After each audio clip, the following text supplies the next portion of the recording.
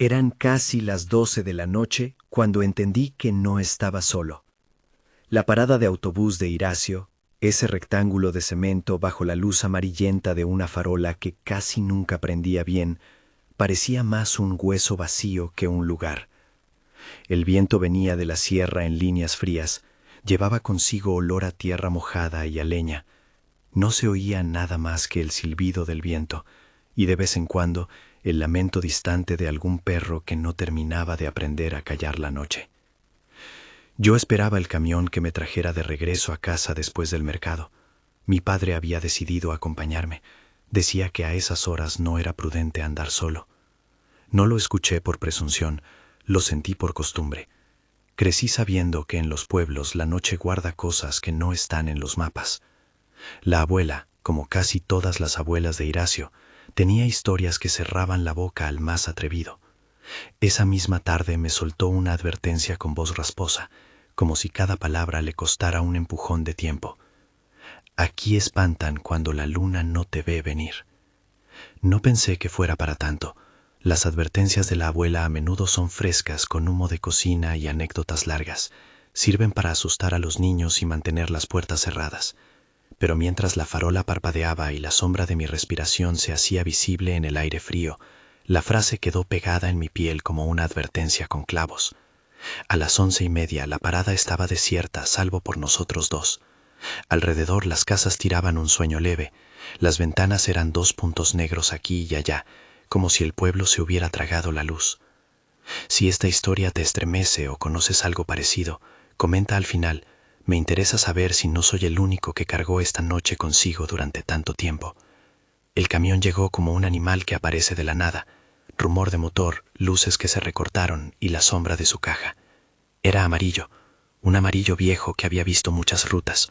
Le faltaba pintura en la esquina y su parrilla tenía el brillo dulzón de quien conoce polvo y tierra. No era un camión de gente, por su modo de andar y por la hora, pero en los pueblos no hay reglas fijas para el transporte y a veces se abordan los vehículos según la necesidad. Se detuvo a menos de un par de metros de nosotros. La brisa cambió su dirección y con ella llegó un silencio que lo envolvió todo, como si el pueblo hubiera guardado la respiración. Del cajón trasero, sin prisa y sin agitación, empezó a descender una figura envuelta en blanco. No era la forma común de quien vuelve tarde del trabajo, no traía herramientas ni bolsas. Venía cubierta con un vestido largo, que por la caída y por la tela parecía más tejido para ceremonias que para el camino. Un rebozo ancho le cubría la cabeza hasta los hombros y caía en cascada sobre el busto. No pude ver el rostro. El rebozo ocultaba cualquier rasgo. Solo la silueta asomaba tenue, recortada por la farola. Al principio pensé que se trataba de alguna viejita del pueblo, de esas que vuelven de visitar a la prima o que se entretienen mirando las estrellas, pero había algo en su manera de bajar que no encajaba con los pasos conocidos. No hubo sonido de tacones contra el metal del escalón del camión, ni el roce de tela contra tela, solo el movimiento mecánico de bajar y el leve susurro del rebozo. Se quedó un momento en el borde del asfalto, como midiendo la oscuridad. Mi padre, que me había apretado el brazo desde que llegamos, inclinó la cabeza y carraspeó, sin soltar mi mano. «No te vayas a enganchar, hijo», dijo en voz baja, aunque lo dijo más para sí que para mí. Su voz tenía ese timbre que se endurece cuando quiere parecer tranquilo. Yo traté de mirarla con normalidad, como si mirara a cualquier vecina, pero conforme la miraba, algo se desajustaba en mi pecho, una sensación de que lo conocido y lo posible se separaban. Ella empezó a caminar. No era caminar exactamente. Su cuerpo se movía hacia adelante sin el golpe firme de los pies en la tierra. Se deslizaba, apenas tocando el suelo, y la tela de su vestido parecía flotar, como si el hilo de la tela supiera volar. En la penumbra, el borde del vestido no hacía ángulo con la sombra, sino que proyectaba una silueta ligera, indecisa. Los perros del vecindario, esos que siempre rehuyen la gente, soltaron un aullido prolongado, y luego otro y otro, como si ese sonido fuera la única reacción natural ante lo que veían. Mi estómago se dobló hacia atrás, sentí que las rodillas me flaqueaban. «No es una vecina», murmuré sin intención de que se oyera fuera de mi garganta. Mi padre apretó la mano con más fuerza y señaló con el índice, lento, hacia la figura. Sus ojos, los mismos ojos duros que habían visto sequías y bodas y cosechas, se abrieron de una manera que no había visto antes. «Mira», dijo, y la palabra salió de su boca como un aviso. Caminamos detrás de ella a prudente distancia. No nos apuramos, no queríamos provocar nada, solo confirmar, como quien descubre una luz rara a través de una puerta entreabierta. Mientras avanzábamos, el silencio se hacía más pesado. Las farolas brillaron en charcos sucios, las sombras se estiraron, y la noche se cerró como una tapa. El frío subió dentro de mi chamarra, y con él, una sensación de vacío que parecía abrirse por debajo de nuestros pies. No había perros ladrando ya, solo aullidos lejanos, casi en la sierra, como si algo más allá estuviera reaccionando. La figura no volteó, su rebozo no cedió ni un centímetro, no mostraba rostro ni gesto. Su vestido rozaba la hierba sin aplastar las hojas, no se hundía en el polvo. Si algo define el miedo, es la incoherencia frente a lo familiar, ver un cuerpo comportarse con leyes distintas a las que aprendiste. Esa incoherencia era como un golpe frío que te enseña que el mundo puede traicionar su propio mapa. Mi padre me jaló del brazo, con un tirón seco que me obligó a detenerme. Su respiración se volvió áspera, como quien guarda un secreto de golpe.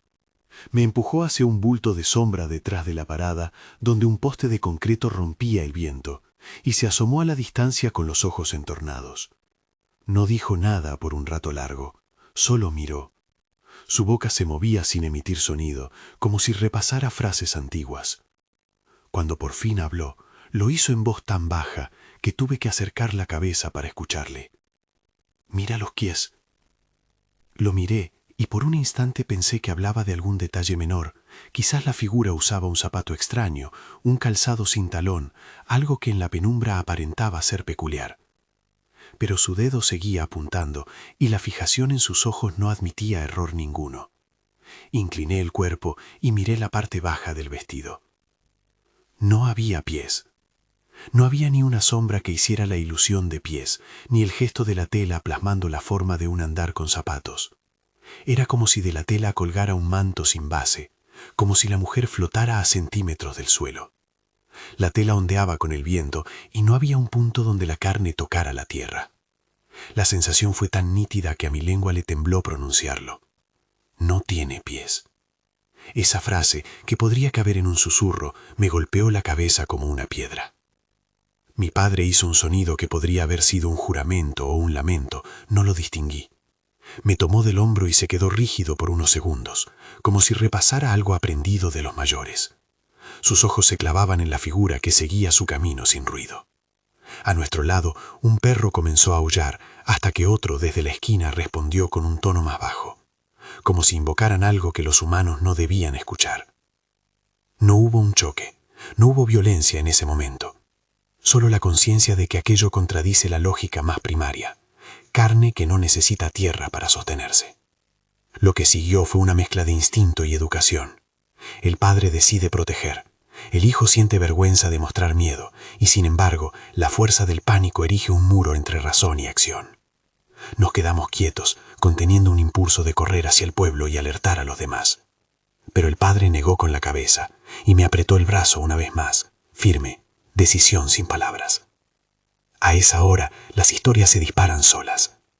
Los viejos comentan a la mañana siguiente que donde apareció la mujer habían descensos extraños de temperatura, que los relojes se atrasaron en pedazos de calle, que los pájaros no vuelan en línea recta cuando ella pasa. Yo no puedo afirmar esas cosas como hechos, solo puedo describir lo que sentí y anduve esa noche. Sentí un frío que no correspondía a la temperatura que marcaba la memoria. Era como si la noche se hubiera puesto encima una capa sin nombre.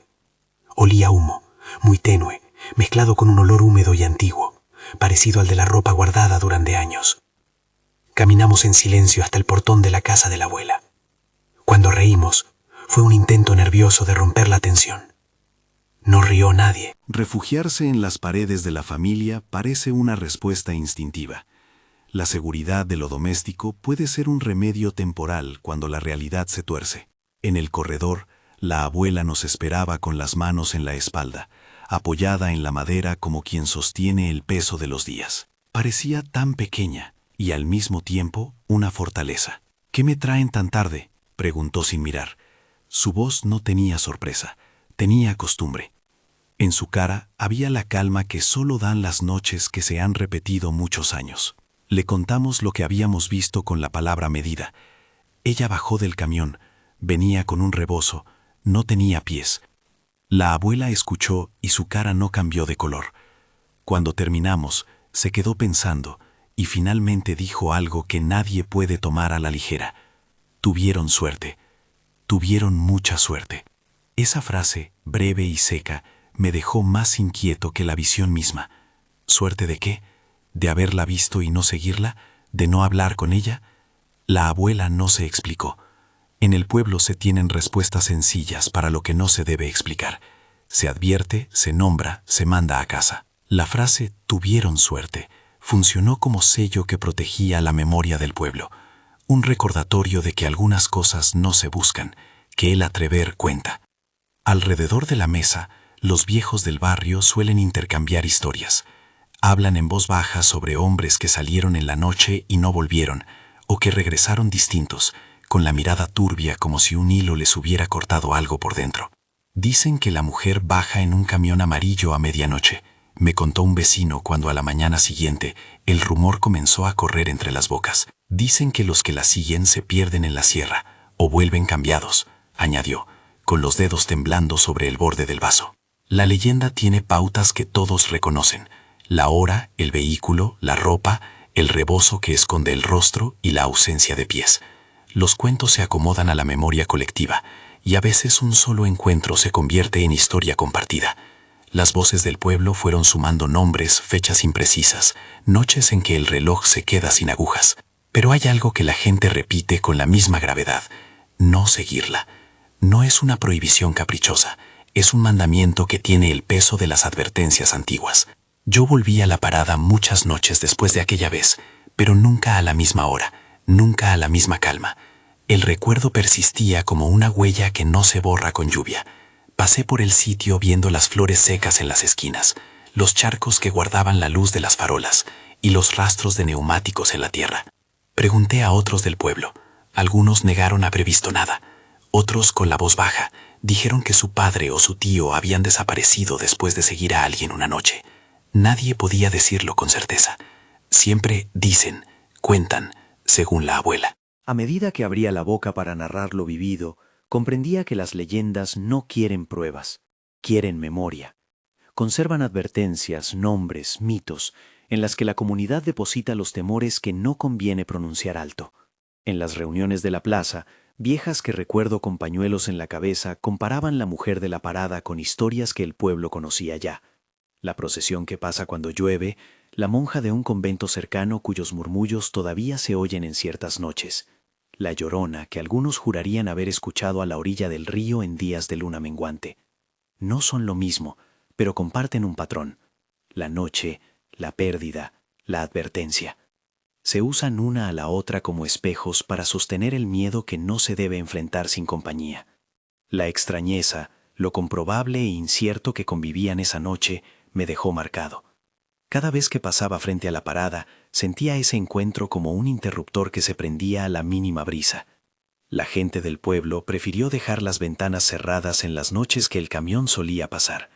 Algunos aprobaron costumbres nuevas sin darse cuenta: no andar por la calle solos, cerrar portones antes de que sean la medianoche, no mirar demasiado los caminos que suben a las montañas. Una prudencia que se filtra en la rutina como arena fina. No quiero sugerir que la aparición de aquella mujer fue un hecho aislado ni que tenga explicación clara. Lo que uno puede asegurar, con la voz firme de quien estuvo allí, es que la imagen quedó: una figura blanca descendiendo de un camión amarillo, un rebozo que oculta el rostro, el modo de flotar a ras de suelo, la ausencia de pies que se confirma al observarla. Esos detalles son, para muchos en Iracio, la marca de algo que rompe la convivencia con lo cotidiano. Para otros, son retazos de historias antiguas que se reinterpretan con cada nueva noche. Lo que sí puedo contar, sin invención ni exageración, es lo que pasó después en mi cuerpo. Cuando observé por primera vez esa ausencia de pies, la sangre me pareció densificarse en las manos. Noté que me faltaba el aire, como si alguien hubiera cerrado una ventana de golpe en mi pecho. Mis recuerdos se encogieron y los recuerdos de la infancia volvieron con un brillo receptor. Corridas en el patio, la risa de mi hermana, las bromas del tío. Todo eso se volvió minúsculo frente a la posibilidad de algo que no encaja con la lógica. Mi respiración se hacía corta y mi lengua se enredaba si intentaba hablar. Por un instante, deseé no haber ido a la parada. Deseé no haber mirado. Mi padre, que no es hombre de gestos grandes, empezó a caminar de regreso sin decir palabra. Caminó con pasos cortos, medidos, como quien cuenta cada uno para no perder la medida. Yo lo seguí, lento, con el cuerpo dulce de quien aún no asimila. A mitad del camino, un hombre mayor que vive cerca del arroyo salió con la lámpara y nos oyó. Al vernos pálidos, solo murmuró. Se apareció otra vez. Su voz se fue a la tierra, se mezcló con el viento. No añadió más. Las palabras sobraron. Entre todos, la historia se fue tejiendo de nuevo. La mujer que viene en camión, el rebozo, la ausencia de pies, los hombres que se marchan detrás y no vuelven iguales. Aún así, la vida siguió. Los mercados abrieron al sol, los niños volvieron a jugar en la plaza y el camión amarillo siguió haciendo su ruta por la madrugada, como si nada hubiera pasado. Y sin embargo, había un brillo distinto en los ojos de los que la vieron, una especie de entendimiento compartido que no pedía explicaciones, como si la leyenda, más que un cuento, fuera un apretón de manos entre generaciones para no cruzar ciertos límites. Hay noches, y este es uno de los pocos momentos que puedo recordar con detalle, en que yo he oído a lo lejos risas cortadas, como si alguien tratara de imitar una voz humana y fallara. Hay silencios que pesan y que se sienten físicos, como cuando uno guarda la respiración antes de recibir una mala noticia. Esos silencios son lo que más me persigue, ese espacio entre los sonidos donde la imaginación y la memoria se mezclan, hasta ser difícil distinguir qué fue real y qué se fue formando en la cabeza por fuerza de los miedos que me enseñaron. No sé si la mujer, llamémosla así, porque no podemos llamarla de otra manera, busca algo, o si es una advertencia hecha imagen. Los viejos se encogen de hombros y sueltan palabras en voz baja. Es mejor no saber. Algunos inventan teorías, otros repiten refranes antiguos. Y cuando escucho esas historias pienso en el origen, en la necesidad humana de explicar lo inexplicable a través de figuras, en el aviso que traspasa generaciones. Pero todavía tengo en mi pecho la sensación de que algo más cruda aguarda en la sombra, algo que no hemos nombrado porque aún no queremos enfrentarlo. La noche en que la vi por primera vez queda grabada en mí como una fisura, un lugar por donde se filtra la oscuridad y por donde entran preguntas sin respuesta. Desde entonces, cada vez que paso por la parada y el viento me pega en la cara, recuerdo la tela blanca flotando, el rebozo ocultando un rostro que nunca llegó a mostrarse, y la ausencia de pies, que fue lo que nos partió entre lo racional y lo imposible. Me pregunto si el secreto que guarda esa figura es solo su naturaleza, o si guarda nombres y destinos detrás del silencio. La gente dice cosas como vienen, miran y se llevan, o vuelven, pero no son los mismos, y esas frases quedan en el aire como presagios sin firma. Y sin embargo, el pueblo trata de seguir. Las familias hacen sus comidas, se arreglan para las fiestas patronales, prenden velas en las iglesias y cantan en voz alta para espantar el silencio. Hay quienes se niegan a hablar de la mujer en la parada, como si la palabra pudiera invocarla. Otros, en cambio, la mencionan en voz queda, casi como una oración. Es curioso cómo el miedo y la devoción se mezclan en la rutina rural. Ambos sirven para ordenar el mundo cuando la noche se vuelve demasiado ancha. Todavía tengo noches en que sueño con esa figura. En mis sueños aparece en la esquina de la calle, o al final del corredor, o sentada al pie de mi cama. Siempre con la misma constancia, el rebozo, el vestido, la mirada oculta, y esa flotación tenue que me hace cuestionar hasta el suelo que piso. Me despierto con la respiración agitada, y el cuerpo empapado de sudor, y la culpa absurda de haber mirado, de haber visto lo que no debía. No voy a afirmar que la mujer de la parada sea la causa de desapariciones, ni que arrastre almas por la sierra. No tengo pruebas, ni deseo sumar miedo al rumor. Solo comparto lo que vi, lo que otros me contaron, y la forma en que ese encuentro cambió mi percepción del pueblo. Lo que la abuela dijo sigue resonando. Tuvieron suerte. La frase funciona como una puerta cerrada que no se debe forzar. Algunos la leen como un agradecimiento, otros como un aviso para no tentar la suerte. Pero ahora viene la parte que aún no puedo cerrar del todo. Después de la primera vez que la vimos, las noches cambiaron. No fue una transformación inmediata, ni evidente en todos los casos, pero hubo pequeñas señales que se fueron encadenando. El vecino de la casa azul que dejó de ser el mismo. La conversación sin sentido de un muchacho que antes trabajaba en el molino. El silencio prolongado de ciertas mujeres que ya no salían a comprar pan a la malhogada. Nada de esto, insisto, puede ponerse de forma categórica. Las historias se mezclan y la memoria juega con los detalles. Sin embargo, la repetición hace sospechar. Algunas personas comenzaron a afirmar que la mujer no siempre se mostraba igual. Dicen que cuando se acerca a quien la mira con más interés, su rostro puede parecerse al de una amiga perdida o a la madre de uno. Otras voces sostienen lo contrario, que nunca muestra rostro, que el rebozo es una máscara que no se quita. Estas diferencias no hacen más que añadir capas a la leyenda, como si cada testimonio fuera otra hebra en la red que sujeta el miedo. En la plaza, la gente se susurra hipótesis, mientras el sol calienta las piedras. ¿Qué es el fantasma de alguien que murió injustamente? ¿Qué es la Llorona en otra forma? ¿Qué es un aviso de algo que vendrá? Todo suena posible, y a la vez, ninguna explicación cierra la historia. Lo único que parece sostener la comunidad es la recomendación cerrada, no seguirla. No es una cuestión de valor o cobardía. Es una práctica que sabe que a veces es mejor dejar que el misterio exista sin intervención. Por eso la abuela habló de suerte. Y por eso muchas casas cerraron sus puertas a medianoche. Y la gente dejó de caminar sola por la carretera. El conocimiento viejo se impone sobre la curiosidad moderna. Y la tradición actúa como un cordón que protege del exceso. Aún así, la curiosidad es peligrosa. Me ha pasado querer mirar de nuevo. Sentir la necesidad de comprobar si lo que vi fue una alucinación o una advertencia real. Pero cada vez que me acerco al borde de esa curiosidad, la imagen de la abuela diciendo «tuvieron suerte» me viene a la cabeza como un freno. He aprendido a no cruzar ciertos límites. Y sin embargo, la historia de aquellos que no pudieron contenerse sigue flotando en el pueblo como un rumor pesado. Algunos seguirla y no regresar. Otros regresar, pero con los ojos de alguien que no recuerda su propia vida. Esa es la parte que me pesa ahora. No se trata solo de la figura en sí, sino de lo que ocurre con quienes se acercan sin medir. El pueblo guarda lutos no siempre anunciados. Guarda silencios de los cuales no habla en la plaza, más que en voz baja, como si la misma palabra pudiera llamar lo que no debe ser llamado. Y ahí, en ese secreto, yace lo oscuro, no el espectáculo de la aparición, sino el efecto que tiene en la gente que la encuentra más cerca de su destino que de su casa. No puedo decir más por ahora sin entrar en hechos que requieren corroboración o que pertenecen a confidencias.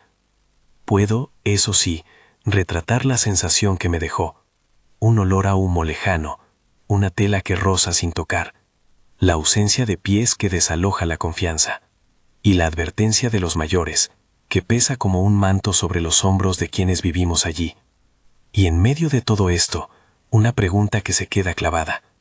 ¿Qué busca esa mujer en la parada, cada medianoche? La respuesta, por ahora, no la tengo.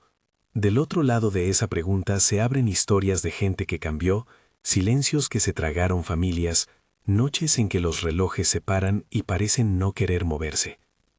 Sé que estas son palabras que usan los que han vivido esto para intentar ordenar el caos de lo visto. Y sé también que cada vez que uno se sienta a contarlo, la historia parece cobrar más fuerza, como si el mismo miedo se alimentara de nuestra necesidad de nombrarlo. Es por eso que vuelvo a esa parada a veces, no por afán de valentía, sino por curiosidad contenida. Quiero ver si la retina de mi recuerdo sigue igual, si el viento sigue jugando con el rebozo de la misma forma, si los perros aún aúllan de la misma manera. Y en esas visitas he aprendido a moverme con cuidado, a escuchar los sonidos pequeños, a notar el paso lento del camión amarillo que atraviesa de vez en cuando la noche. Todavía no sé si alguna vez regresaré a la noche donde todo empezó y procuraré cruzar la línea que separa al que mira al que induce el destino. Por ahora, me conformo con mirar desde la distancia y con anotar en mi memoria los detalles que podrían servir: el color del camión, el corte del vestido, la forma en que el rebozo cae, la manera en que la figura flota. Pero hay otra cosa que quiero compartir antes de que sigamos. Un vecino que supo más de la vida en la sierra me dijo una vez, en voz baja, cosas que no puedo afirmar como verdad, pero que aluden a un patrón. En Iracio, si algo no tiene pies, es porque no pertenece a nuestro mundo. Es una manera poética de enmarcar la duda. Si la mujer no pisa la tierra, ¿a qué reino pertenece? Esa pregunta, más que responder, abre el campo para el miedo, y en ese campo las leyendas crecen, se multiplican, se alimentan de las noches que la gente dedica a recordar.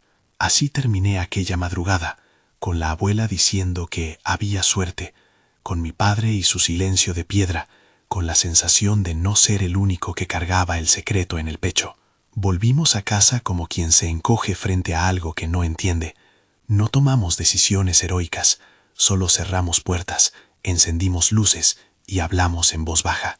El pueblo, por su parte, pareció respirar aliviado y al mismo tiempo más atento que de costumbre.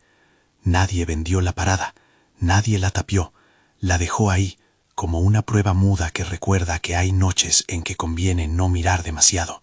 Lo que ocurrió después esa primera vez, las noches en las que la gente habló de cambios, los que se fueron y no volvieron, las advertencias consecutivas, pertenece a otra parte de la historia que aún no voy a cerrar ni a detallar por completo aquí. Me basta dejar la imagen que me persigue, la mujer que baja del camión amarillo a medianoche, con vestido blanco y rebozo ocultando su rostro, y que no tiene pies. Esa imagen es el núcleo del rumor que sostiene la leyenda, y quizás el epicentro del oscuro secreto que todo pueblo carga cuando atardece. Tal vez las respuestas estén escondidas en las noches que aún no he vivido, en relatos que no he escuchado, o en confesiones que nadie se atreve a decir a la luz del día. Por ahora, lo que sé es que esa figura sigue siendo un enigma que hace que la gente prefiera cerrar puertas y no preguntar demasiado. Y eso, al final, es la parte más inquietante, que el misterio haya logrado imponerse sobre la curiosidad colectiva y que la advertencia de la abuela, esa voz desgastada por los años, siga siendo el único remedio aceptado para no tentar la suerte.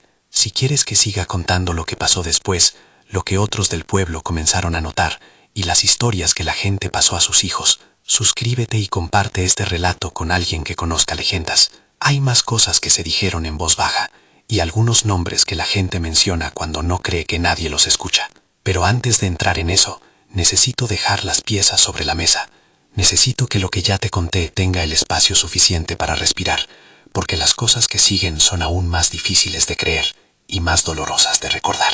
Por ahora, cierras los ojos y vuelve a imaginar la parada, la farola que parpadea, el viento que trae olor a tierra y leña, el camión amarillo que se asoma en la noche y una figura vestida de blanco que desciende con un rebozo cubriéndole la cara. Pregúntate, si puedes, ¿qué harías tú si la vieras? ¿La seguirías? ¿Te quedarías inmóvil? ¿Le harías una pregunta, por tonta que fuera? En Iracio, la gente decidió no hacerlo. La advertencia de los viejos pesa más que la curiosidad, y eso, quizás, sea lo que salva a quienes todavía caminan por esas calles. Hay más piezas que todavía no encajan. Hay relatos de quienes volvieron y juraron que algo en ellos cambió. Hay noches en que el camión pasa y nadie se asoma. Hay mendigos que miran fijamente a la parada y luego huyen. Todo eso está por contarse, y yo lo contaré, porque la memoria no se guarda completa si no se comparte, y porque las leyendas, aunque nos hagan temblar, también nos enseñan a respetar los límites que la comunidad impone para sobrevivir a la noche. Ahora te dejo con la imagen, la mujer de la parada, el rebozo, la ausencia de pies. Piensa en ello antes de volver a dormir. Hubo noches después de aquella primera vez en que la calma del pueblo no volvió del todo. Al día siguiente, la gente pasó por la plaza con la mirada más encogida. Los que antes se reían de las historias ya no lo hacían. Las conversaciones se pegaban a la pared, en voz baja, como si el rumor fuera una cosa frágil que se podía romper con una palabra demasiado alta. No tardaron en surgir relatos que encadenaban pequeñas ausencias. Un hombre que no volvió a la cantina, otro que dejó la casa y se fue a dormir en la ladera, uno que volvió, pero ya no llamaba a su mujer por su nombre. Todo se decía con la misma fórmula insegura. Dicen, se comenta, según cuentan. El vecino de la casa azul, del que ya hablé, fue uno de los primeros en cambiar. Antes de la aparición, él arreglaba radios y encontraba piezas perdidas en el campo. Era de manos callosas y lengua fácil. Dicen que lo encontraron una semana después de aquella madrugada, sentado en la puerta de su casa sin que nadie supiera despertarlo. Sus ojos parecían dos piedras cubiertas de polvo. Cuando su esposa le habló, él se quedó mirando la mano que le ofrecía como si no la reconociera. No gritó, no fue violento, simplemente caminó por el patio como quien busca algo perdido, y al final se acostó a dormir como si acabara de terminar un trabajo. A la mañana siguiente, no recordaba haber salido a la calle. Su voz, cuando más tarde intentó hablar, era plana, como si repitiera frases que había escuchado muchas noches antes. Los niños del barrio dejaron de jugar en el porche de su casa. Otro caso, contado con el temblor propio de lo íntimo, fue el del muchacho del molino. Era joven y fuerte, de esos que se jactan en la cantina de no creer en sombras. Una madrugada decidió seguir a la figura. Sus amigos lo recuerdan alegre, bromista, con una bicicleta que chirriaba. Aquella noche no volvió. A los 3 días se encontró su gorra tirada en el camino que va hacia la sierra, a la altura donde hay una curva de piedra. La gorra estaba limpia, como si no hubiera pasado por tierra. Algunos juraron que en el sitio donde apareció la gorra el suelo tenía una mancha de frío que no correspondía a la mañana. Otros, con más rabia que miedo, afirmaban que alguien lo vio subir a la ladera junto a la figura y no volvió a bajar. Nadie pudo decir con certeza qué ocurrió. Dicen que se fueron juntos, dicen que él volvió distinto, dicen que nadie volvió. El hilo que une esos dicen no prueba nada, pero la suma de murmullos pesa más que la ausencia de una prueba. El más desconcertante fue un hombre que sí volvió a la vida cotidiana, pero como si una pieza dentro de su memoria hubiera sido removida. Antes de desaparecer, trabajaba en el molino, cantaba en voz alta y repartía tortillas a los vecinos. Lo vieron regresar a la casa sin decir palabra. Tardó días en recordar el nombre de su hija. Quienes lo conocían dicen que la forma de mirarla cambió. Buscaba en ella a alguien que no estuviera allí. Le preguntaban por la noche, por lo que vio, por su propio nombre, y él respondía con evasidas, con frases que parecían ensayadas. Me perdí, me fui de paseo, no recuerdo bien. A veces, sin motivo, se ponía a tocar la misma piedra del camino, una y otra vez, como si intentara recordar la textura de la tierra. La esposa lloró durante semanas, no por la violencia de un golpe, sino por la distancia suave pero permanente que se había abierto entre ellos. Eso fue lo que más aterrorizó a muchos, no la desaparición física, sino la transformación lenta, la casa que se llena de alguien que tiene tu voz pero que no comparte tus recuerdos. No voy a presentar esto como una relación causa-efecto probada. No tengo papel que confirme nada ni testigos inoculando fe, lo único con lo que cuento son voces y ojos que se apiñan en el cordón de la plaza. Todo lo que describo viene en forma de rumor admitido, en confesiones a media luz, y aún así, la repetición acentúa la inquietud. No es un hecho aislado, son pequeñas fracturas que el pueblo siente en su costura. La respuesta comunitaria fue un tipo de cuidado antiguo, más cercano a la superstición que a la policía. No se hizo una comisión formal ni se denunció, precisamente porque muchos creían que denunciar sería nombrar lo que no debía nombrarse. Lo que sí se hizo de manera casi espontánea fue reforzar las costumbres. Las mujeres empezaron a cerrar las puertas antes de la medianoche, los hombres que trabajaban de noche preferían ir en grupo, y dejó de verse a alguien caminando solo por el tramo que conecta la parada con la sierra. Se colocaron lámparas extra en las entradas de las casas, no para enfrentar a la figura, sino para marcar una frontera visible, una señal de que la comunidad cuidaba de sí misma. La abuela, mientras tanto, movía la cabeza con esa gravedad que tienen las que han visto muchas noches. Recomendaba no provocar, no llamar, no mirar demasiado. Una noche, meses después de la primera visión, me dio por volver a la parada. No fue una decisión heroica, fue la curiosidad sostenida que quema por dentro. La acompañé con una linterna, con una botella de agua y con la compañía de un amigo que solo asistió por no dejarme ir. Yo quería comprobar la dureza del recuerdo, si la luz de la farola había cambiado, si el camión todavía olía a aceite caliente, si el rebozo se me quedaría pegado a la memoria. Fui con la intención de mirar desde una distancia segura, sin más pretensión que ver si la noche aún llevaba la misma melodía.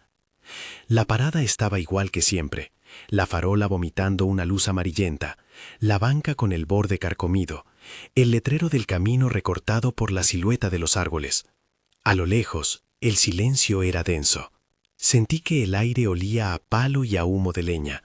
Me acordé de cómo la abuela hablaba de su propia juventud y de cómo todo eso se mezclaba en una identidad que no se deja borrar. Pasaron las horas y el camión no apareció. El frío me caló en los huesos y me dije que la noche se había vencido a sí misma, que quizá todo fuera la memoria amplificada. Pero justo cuando pensábamos en irnos, escuchamos el motor. No era un paso ruidoso, sino un rumor que venía desde la carretera como si despertaran los hierros. El camión se detuvo exactamente donde lo recordaba. Mis manos se apretaron alrededor de la linterna. No hubo un descenso inmediato. Fue como si el tiempo se estirara. Del cajón trasero nada bajó a la luz. La noche pareció contener la respiración. Y luego, sin aviso, una tela blanca se deslizó por el borde, como si una mano invisible la soltara. No era la misma que había visto la primera vez, o tal vez lo era y mis recuerdos la habían rehecho. No me atreví a mirar de frente. Mi amigo apretó mi brazo. Su cara era una máscara de incredulidad que intentaba sostener la calma. Esta vez, sin embargo, algo cambió en la atmósfera. No eran solo los perros los que permanecían inquietos, era la gente que desde las ventanas parecía mirar sin atreverse a asomarse. Vi una luz detrás de un vidrio. Alguien nos reconoció y bajó la cortina. Fue entonces cuando la figura se volvió hacia la carretera. No puedo decir si miró hacia nosotros. El rebozo cubrió cualquier gesto, pero en ese momento una voz, no humana ni totalmente muda, pareció emanar del viento, un susurro como el roce de las hojas. La sensación fue de amenaza contenida, de posibilidad abierta. Mi amigo propuso irnos. No lo discutí. No corrimos, pero nos alejamos con pasos que no soltaban el asfalto. En los días que siguieron, la historia de esa noche se coló en las conversaciones con una forma distinta. Ya no era solo la anécdota del que la vio, sino la posibilidad de que la figura repitiera su aparición en temporadas. La paranoia se puso en el cuerpo del pueblo como una prenda que no se saca. Los jóvenes que antes se burlaban empezaron a minar sus teléfonos con un temblor nuevo.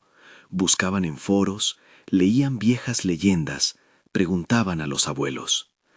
Algunos comparaban la mujer con otras figuras de la región, con la Llorona, con la monja que dicen que a veces se aparece en el convento, con la procesión que cruza las veredas cuando el cielo está pesado. Se usaban esas comparaciones para encuadrarla, para buscar un molde que la contenga. Pero al mismo tiempo, la diferencia era tajante. La mujer de la parada no lloraba, no pedía, no imploraba. Se movía como si tuviera un programa propio, una ruta que la obligaba a bajar del camión a medianoche y deslizarse por la sombra. Muchos intentaron dar explicaciones. Unos decían que podía ser alguien con algún trastorno, otros que era una puesta en escena para asustar a los chicos de la zona. Otros, por último, hablaban de cosas más esotéricas. Yo escuché todas esas versiones y no las deseché ni las creí. No hay pruebas que detengan o confirmen las leyendas. Hay solo una acumulación de miradas y consecuencias. El origen de la mujer, indefinido. El número exacto de quienes siguieron y no volvieron, indefinido. Si alguien la usa para un castigo o si busca algo en el monte, indefinido. Esas respuestas no aparecen en la memoria colectiva, aparecen en cuchicheos y en el estremecimiento de la gente mayor. Con el tiempo, el temor se convirtió en rutina. Los padres dejaron de enviar a los hijos a la parada a ciertas horas. Los que aún tomaban el camión en la madrugada preferían hacerlo en grupos. Se colocaron lámparas en la carretera, no tanto para ahuyentar como para señalar que la comunidad vigila. En algunas casas, la abuela pidió, sin formular una oración, que se ponga un poco de pan y una taza de café en la puerta cuando la noche se sienta extraña. No lo dijo como un rezo, lo dijo como un recordatorio.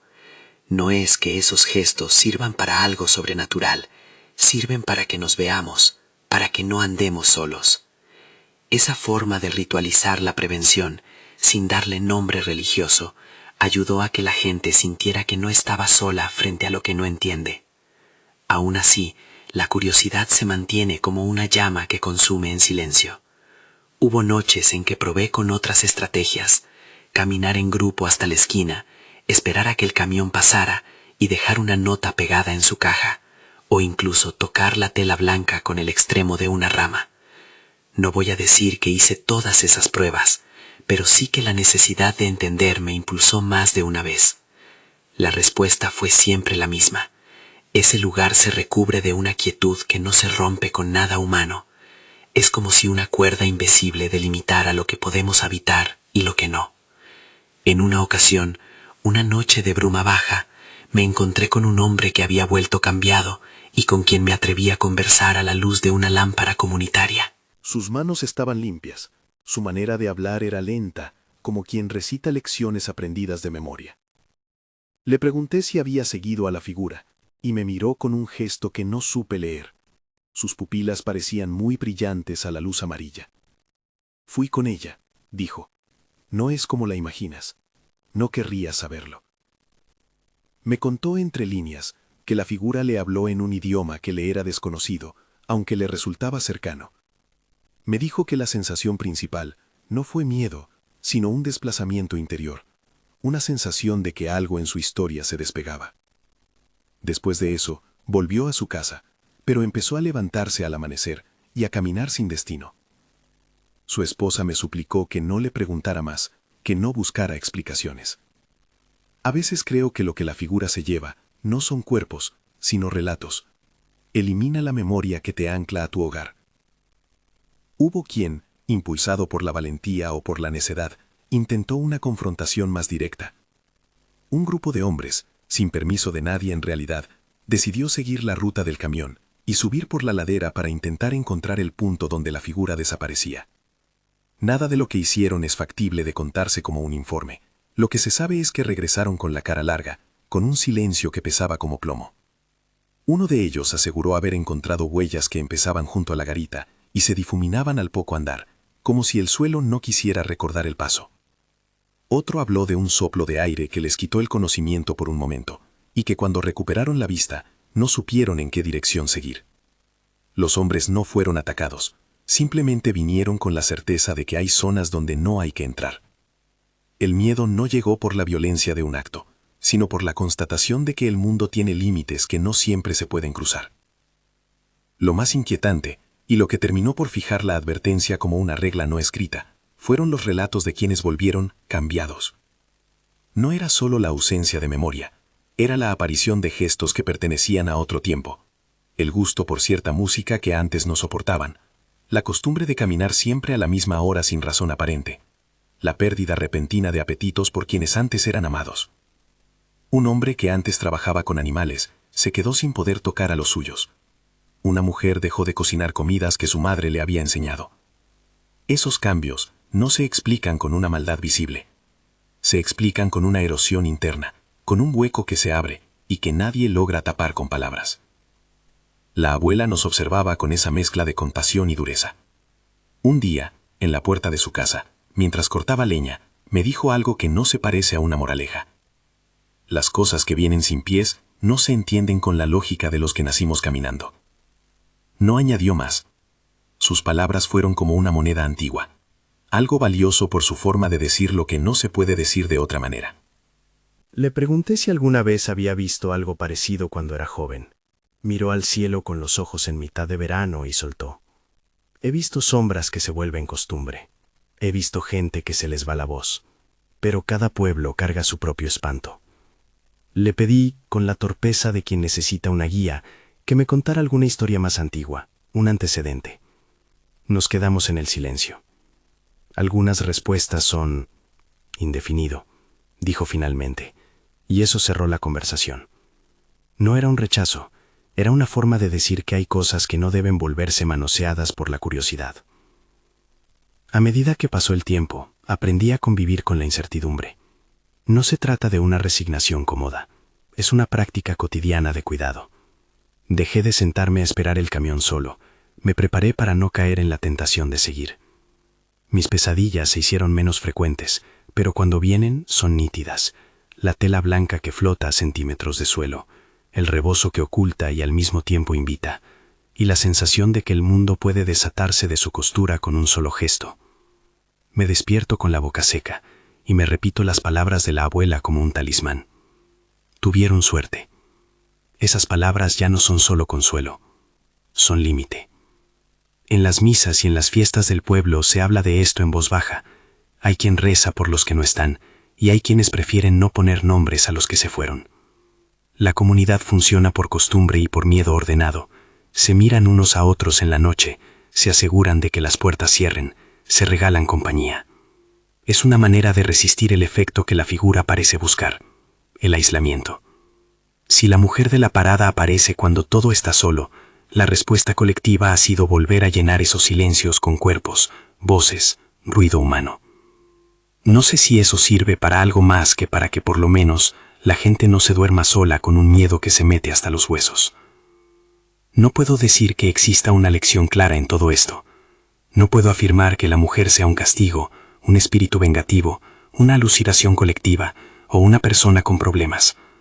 Lo único que puedo sostener con algo de firmeza es que la figura transforma el tejido humano de cierta manera, introduce distancia, altera recuerdos y obliga a la comunidad a trazar nuevas reglas. El secreto oscuro no es solo la ausencia de pies, es la incapacidad de volver a ser exactamente quien eras después de entrar en contacto con ella. Esa para mí es la parte más peligrosa, la borradura de la continuidad. Sé que quedan preguntas que ni yo ni nadie aquí podemos responder. ¿Busca la mujer algo concreto en los que la miran? ¿Es el camino su camino o una coincidencia de transporte en la madrugada? ¿Por qué parece tomar preferencia por ciertos hombres? ¿Cuántos desaparecieron en realidad? Todas esas líneas están abiertas. Algunas son indefinido, por falta de datos. Otras son indefinido, porque la memoria las ha hecho trizas. A veces pienso que el poco que sabemos funciona más como advertencia que como explicación. Conviene no seguir, conviene no tentar la presencia. El pueblo, por desgracia o por prudencia, sigue manteniendo la parada. Nadie la derribó. Es como si dejar la parada visible sirviera para recordar que hay cosas que no deben probarse. Si la borráramos, quizá la curiosidad crecería y alguien tendría que reparar el vacío con su propia vida. Por ahora preferimos la evidencia, un lugar que existe y que recuerda que hay límites. A veces desde la distancia miro la farola y pienso en cómo un objeto tan pequeño puede sostener tanta historia. No quiero cerrar esto con una moraleja o con una afirmación categórica. Prefiero dejarlo con la inquietud que me acompaña desde aquella noche en la que la vi descender. La mujer que baja del camión amarillo a medianoche, el rebozo que no muestra rostro, la tela que no pisa la tierra y la gente que cambia después de cruzar su camino. Ese conjunto de detalles es lo que, para muchos en Iracio, resume el oscuro secreto que nos empuja a no caminar solos por la madrugada. Si algo te queda después de escuchar esto, te pido que lo trates con la misma prudencia con la que yo aprendí a vivirlo. Respeta las advertencias que tu comunidad te hace, no tientes lo que no entiendes, y si alguna vez te toca hablar de una experiencia parecida, hazlo en voz baja y con cuidado. La leyenda ya no es solo un cuento.